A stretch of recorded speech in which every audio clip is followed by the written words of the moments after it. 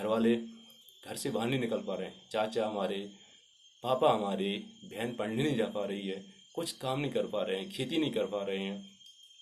बताइए आप, एक जवान के परिवार पे इतना अत्याचार हो रहा है तो जवान देश की सेवा कर रहा है। और मणिपुर में हालात ऐसे गंभीर हैं कि यहाँ छुट्टी मिलना मुश्किल है, क्योंकि यहाँ पे छुट्टी मिलना बहुत मुश्किल है। इसलिए मैं अपने परिवार को भी नहीं की सुरक्षा नहीं कर पा रहा हूँ। पापा को मैंने फ़ोन लगाया था, मैंने पूछा क्या हो गया, तो उनने पापा ने यही बोला, बेटा आप देश की रक्षा करिए। फ़ोन को रोते हुए फ़ोन काट दिया। बताइए आप, जब मेरा पिता रो रहा है उसके बेटे पे क्या गुजरती होगी। चाचा। जय हिंद, जय भारत, वंदे मातरम। मैं रविंद्र फौजी। साथियों, अभी आपने जो ये वीडियो देखा है, एक जवान जो आंखों में आंसू लेकर एमपी के मुख्यमंत्री मोहन यादव जी से रिक्वेस्ट कर रहा है, देश के गृह मंत्री अमित शाह जी और प्रधानमंत्री नरेंद्र मोदी जी से।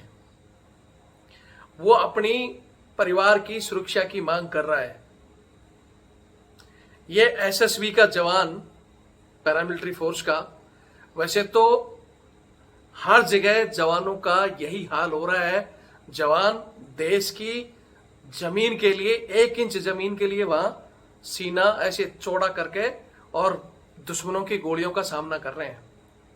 और उनके पीछे कोई जमीन के नाम पर, कोई पता नहीं किसके नाम पर, फौजियों को और उनके परिवारों के साथ इस तरह की मारपीट और इस तरह के षड्यंत्र रच रहा है। और जय हिंद दोस्तों, मेरा नाम मानवेंद्र सिंह परियार। मैं वर्तमान में सशस्त्र सीमा बल में अपनी सेवाएं दे रहा हूं और मणिपुर में तैनात हूं। यह घटना दी जाए, जो अमित दुबे तहसीलदार के पद पर हैं, अपना पद का दुरुपयोग कर रहे हैं, उनको कड़ी से कड़ी सजा दी जाए।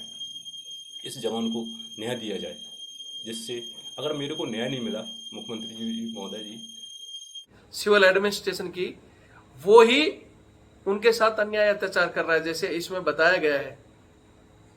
कहीं पुलिस जवानों को मार रही है, कहीं ये लोग कब्जा कर रहे हैं, कहीं दबंग मार रहे हैं।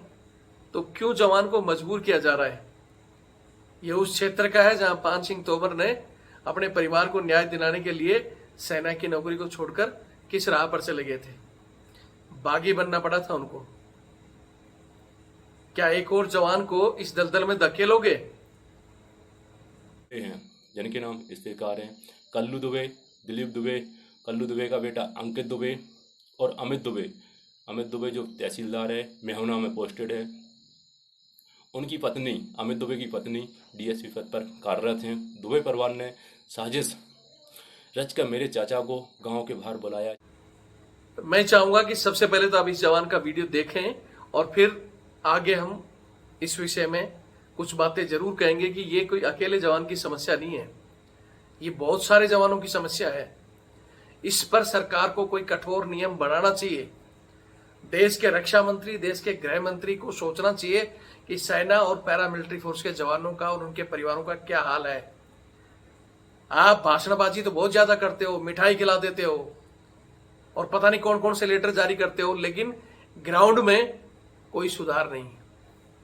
आपके जवान आंखों में आंसू लेकर इस तरह का वीडियो जारी कर रहे हैं। मैं चाहता हूं पहले तो आप ये वीडियो देखें, फिर हम डिस्कस करेंगे। जय हिंद दोस्तों, मेरा नाम मानवेंद्र सिंह परियार। मैं वर्तमान में सशस्त्र सीमा बल में अपनी सेवाएं दे रहा हूं और मणिपुर में तैनात हूं। यह घटना 2 सितंबर को मेरे परिवार के साथ एक अत्यंत दुखद घटना घटी, जिसमें मेरे चाचा शिशपाल सिंह परियार की हत्या होते होते बची। यदि गांव वाले समय पर ना पहुंचते तो उनकी हत्या हो जाती। इस घटना में मेरे बड़े चाचा के सिर में चोट आई। इस घटना में शामिल लोग मेरे घर के पड़ोस में रहने वाले प्रभावशाली गुंडे हैं, जिनके नाम इस प्रकार हैं: कल्लू दुबे, दिलीप दुबे, कल्लू दुबे का बेटा अंकित दुबे और अमित दुबे। अमित दुबे जो तहसीलदार है, मेहुना में पोस्टेड है। उनकी पत्नी, अमित दुबे की पत्नी, डीएसपी पद पर कार्यरत हैं। दुबे परिवार ने साजिश रचकर मेरे चाचा को गांव के बाहर बुलाया, जिसमें गोपाल तिवारी और धांसू धनिया मुखबरी का काम करते हैं, और धोखे से मेरे चाचा को गांव के बाहर मिलने के लिए बुलाया। वहां दुबे परिवार द्वारा बुलाए गए गुंडों को बंदूक के साथ मौजूद थे, जिसमें से एक बंदूक कल्लू दुबे की थी, और उन्होंने मेरे चाचा को जान से मारने की कोशिश की, जिसमें से उन्हें गंभीर चोटें आईं। यह घटना 2 सितंबर को हुई थी और आज 11 सितंबर तक न तो हमारी कोई सुनवाई हुई, ना ही अपराधियों पर कोई कार्रवाई की गई।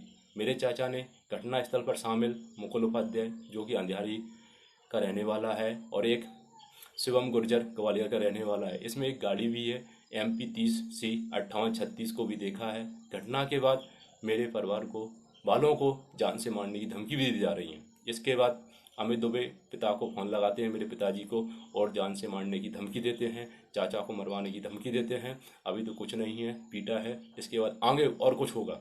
इसके बाद फिर कल्लू दुबे उनके पिताजी फ़ोन लगाते हैं, बहुत धमकियाँ देते हैं, इतनी धमकियाँ देते हैं कि पापा हमारे कुछ नहीं बोलते हैं। और चाचा इसके बाद आवेदन देते हैं SP सर को और कलेक्टर महोदय को, फिर भी कोई सुनवाई नहीं होती है। वहाँ पे जो गुंडे हैं खुलेआम घूम रहे हैं, कोई कार्रवाई नहीं है, प्रशासनिक कोई कार्रवाई नहीं है, क्योंकि कोई नहीं सुनवाई हो रही है। हमारे घर वालों पे, घर वाले घर से बाहर नहीं निकल पा रहे हैं। चाचा हमारे, पापा हमारे, बहन पढ़ने नहीं जा पा रही है, कुछ काम नहीं कर पा रहे हैं, खेती नहीं कर पा रहे हैं। बताइए आप, एक जवान के परिवार पे इतना अत्याचार हो रहा है तो जवान देश की सेवा कर रहा है।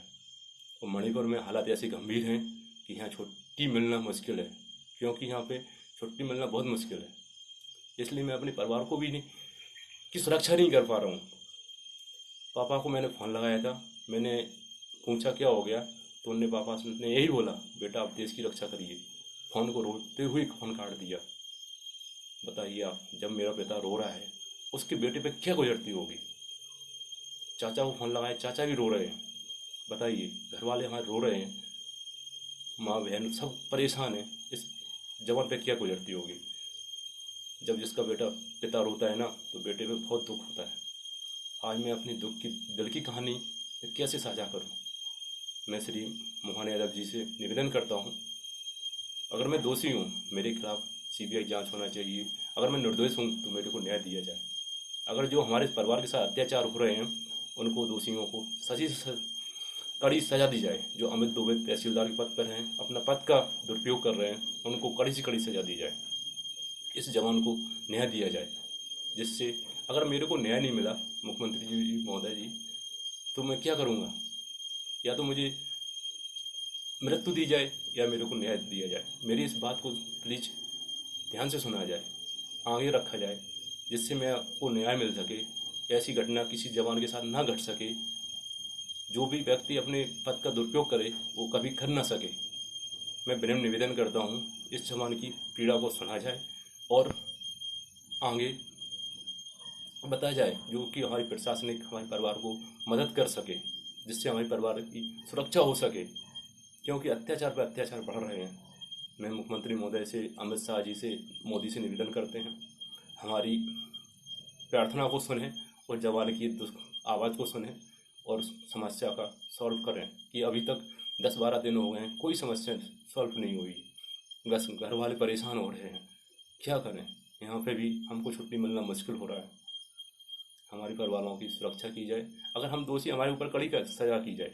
अगर जो अमित दुबे तहसीलदार हैं, उन पर भी कड़ी से कड़ी सज़ा की जाए। और जो गुंडे उनके साथ हैं, बंदूक में रहने वाले, बंदूक लेके आए थे मारने के लिए, उन पर भी कड़ी कड़ी सज़ा की जाए, कड़ी से कड़ी सज़ा दी जाए, जिससे दोबारा किसी जवान को, परिवार को दुख ना पहुँचे। जय हिंद दोस्तों।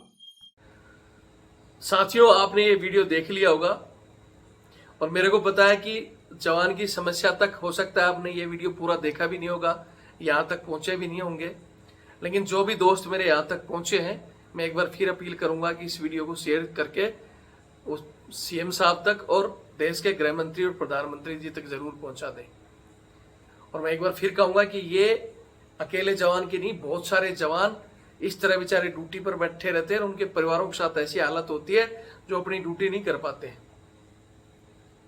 जवान दुश्मनी की गोलियों का सामना कर रहे हैं ऐसे छाती चौड़ी करके, लेकिन उनके परिवारों की सुरक्षा की जिम्मेवारी जिनकी है, पुलिस प्रशासन की, सिविल एडमिनिस्ट्रेशन की, वो ही उनके साथ अन्याय अत्याचार कर रहा है। जैसे इसमें बताया गया है, कहीं पुलिस जवानों को मार रही है, कहीं ये लोग कब्जा कर रहे हैं, कहीं दबंग मार रहे हैं। तो क्यों जवान को मजबूर किया जा रहा है? ये उस क्षेत्र का है जहां पान सिंह तोमर ने अपने परिवार को न्याय दिलाने के लिए सेना की नौकरी को छोड़कर किस राह पर चले गए थे? बागी बनना पड़ा था उनको। क्या एक और जवान को इस दलदल में धकेलोगे?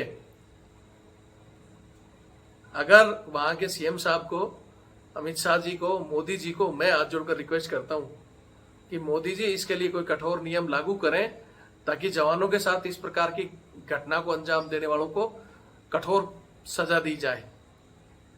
लेकिन आप पता नहीं, समझ में नहीं आता कि जवान को थप्पड़ मारने वाली पुलिस के ऊपर कार्रवाई नहीं होती है, सिर्फ लाइन हाजिर का ड्रामा कर दिया जाता है या सस्पेंड किया जाता है, फिर वो आराम से ड्यूटी करते हैं।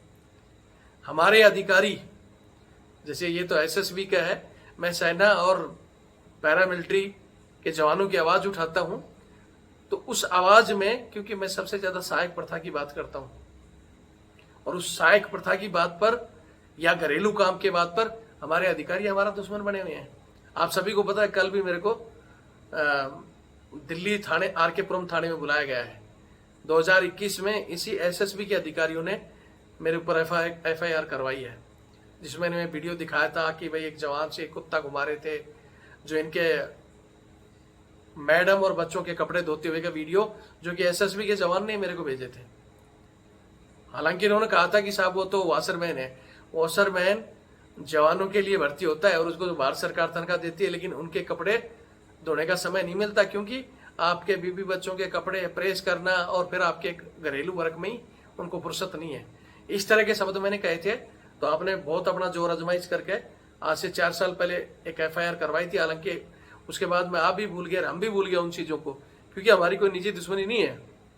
लेकिन अब पुलिस, जब क्योंकि मेरा वो चैनल बैन हुआ और मैं अब सुप्रीम कोर्ट में हूँ उस चैनल के लिए और इस सहायक प्रथा के लिए, मैं जब आवाज उठा रहा हूँ, तो ये इस तरह की पुरानी एफआईआर निकाल कर दिखाएंगे कि भाई ये तो रविंद्र फौजी के ऊपर तो देखो एसएसबी ने, आर्मी ने, बीएसएफ ने, पता नहीं किस किस ने एफआईआर करवा रखी है। ये तो एक हैबिचुअल अफेंडर है, मतलब आदतन अपराधी है। बल्कि रविंद्र फौजी ना ही किसी इंडिविजुअल अधिकारी को कभी कभी गलत बोला है मैंने, और ना ही कभी किसी फोर्स को बोला है। हमारी आर्मी और नेवी, एयरफोर्स या पैरामिलिट्री फोर्स की जितनी भी फोर्स है, उनकी नौकरी बिल्कुल आलीशान और शान की है। आजकल तनख्वाह भी सब कुछ अच्छी है, खाना भी सुधर चुका है, नहीं सुधरी तो अधिकारियों की तानाशाही। ब्रिटिश मानसिकता के अधिकारी, उनकी तानाशाही में कोई सुधार नहीं हुआ, और उस तानाशाही के खिलाफ मैं बोलता हूं। ठीक है, बाकी मेरी किसी से कोई निजी दुश्मनी नहीं है। मैं मेरे से हर एक सीनियर को, चाहे वो मेरे से नंबर में 1 नंबर सीनियर हो, चाहे वो जवान हो, चाहे अधिकारी हो, मैं उसकी रिस्पेक्ट उतनी करता हूं जितनी मैं मेरे माँ बाप की रिस्पेक्ट करता हूं। अच्छे अधिकारी को सलूट करता हूं, जय हिंद। और बहुत अच्छे अधिकारी जुड़े भी हुए हैं। बहुत से लोगों को शुरू में बुरा लगता था, यार रविंद्र फौजी क्या बोलता है, लेकिन अब बहुत से लोग समय के अनुसार जो ये सिस्टम में बुराइयां हैं उनको चेंज करना जरूरी है। ठीक है, अंग्रेज अधिकारी थे उस समय, हमारे जवानों को गुलाम समझते थे, घरेलू काम करवाते थे। आज क्यों नहीं इसको बंद किया जाता?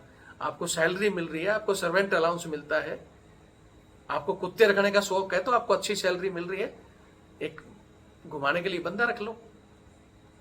लेकिन नहीं, फ्री का जवान, फ्री की गाड़ियां, सब कुछ फ्री का चाहिए। तो उन लोगों को मेरे से दिक्कत है, अच्छे अधिकारियों को नहीं है। एक बार मैं यहाँ जवानों को फिर कहूंगा कि इस सिस्टम के लिए मैं कल जा रहा हूँ, पुलिस क्या करती है मेरे साथ वो तो आपको भविष्य में पता चलेगा। अगर कुछ उल्टा होता है, मेरा वो चैनल तो बंद ही है, और इन लोगों के दिमाग में है कि भाई अब रविंद्र फौजी को बंद किया जाए, कुछ भी किया जाए, तो मेरे साथ जो भी होगा मैं इस चैनल के जरिए जब तक मैं आजाद हूँ बोलता रहूंगा। मेरी आवाज तभी बंद होगी या तो ये मेरे को मरवा दें या भाई अंदर जेल में डलवा दें। पेंशन बंद की धमकी या केस लगाने की धमकी से तो रविंद्र फौजी रुकेगा नहीं। ठीक है, रविंद्र फौजी तो पहले ही भगत सिंह की तरह कफन डालकर चला है, और हो सकता है मरने के बाद ही क्रांति आई तो वो भी हमें मंजूर है। ठीक है, हम गलत हैं तो कहीं भी चौराहे पे हंसते हंसते टाक दो हमें फांसी।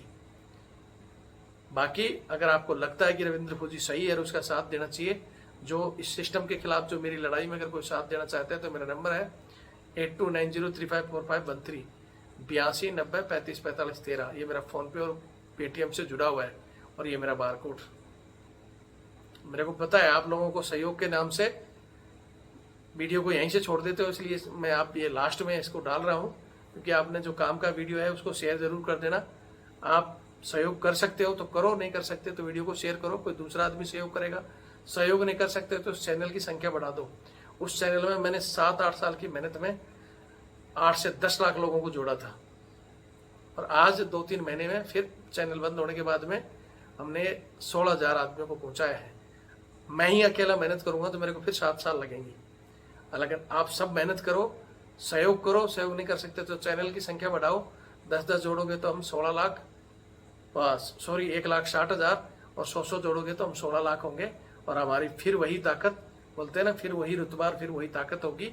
और इन अन्याय अत्याचारों के ऐसे चीज़ों के लिए रविंद्र फौजी का एक वीडियो जाते ही ऐसे हिलता था सारा सिस्टम।